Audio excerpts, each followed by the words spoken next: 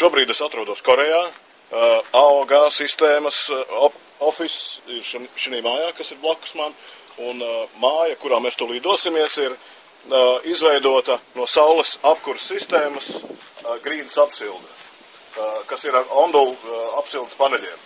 Tātad mēs dosimies tagad iekšā mājā un paskatīsimies. Šeit uz jumta bija saules kolektori.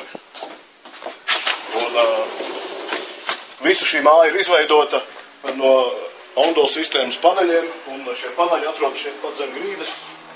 To mēs tūlītās paskatīsimies. Lūk, ir šie paneļi. Visa grīda ir noklāta ar šādiem paneļiem, kas tiek apsildīti tikai no saules kolektora sistēmas. Dosimies iekšā tālāk šeit istabā.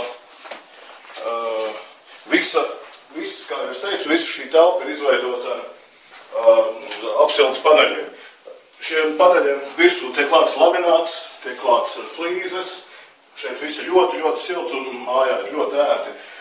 Māja tiek apkurināta, kā jau es teicu, ar šādiem saules kolektoru sistēmu, kas ir saules enerģija. Līdz ar to mājai nav nekādu izmaksu. Šeit pie sienas mēs varam redzēt, kāda ir šobrīd temperatūra.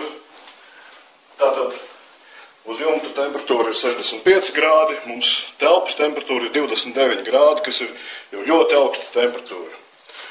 Un es gribētu visus aicināt izmantot šādus ondulu sistēmas paneļus.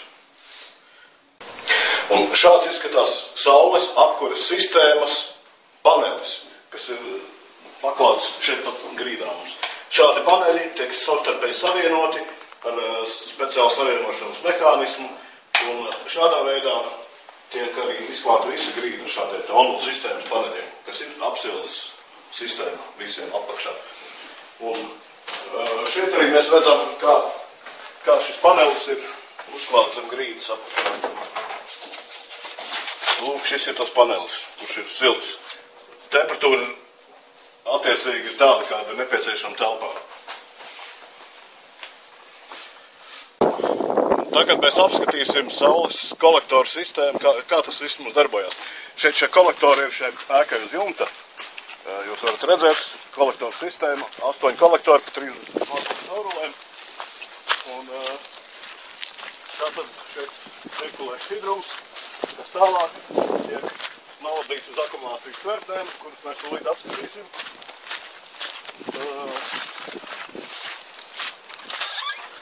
Tātad šeit nāk šķidrums, viņš cirkulē sūknis, viņa dzenā vienā akumulācijas tvertnē, tālāk ir otra akumulācijas tvertne, ir 3 ceļu vāči starpā, ir vadība, ir automātika, un tālāk tas viss tiek apsildīts ar ondulu sistēmas paneļiem, tas viss aiziet siltums, līdz ar to tā māja tiek sildīta tikai no saules apkuras.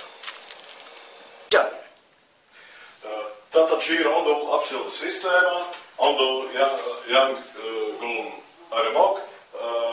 Šis ir apsildes parauga variants mums šobrīd.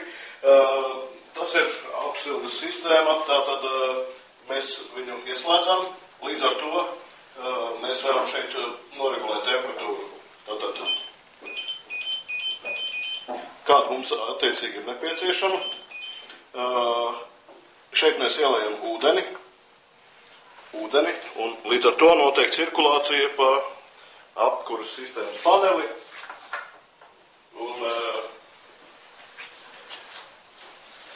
Un šis panelis ir šāda konstrukcija.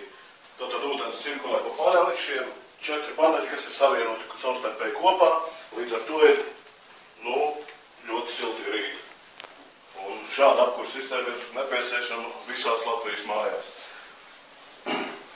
Tas ir ļoti ērti un izdevīgi. Šāda apkuras sistēma, šādā istabā jūs varat vienas dienas laikā pats izveidot un uzstādīt.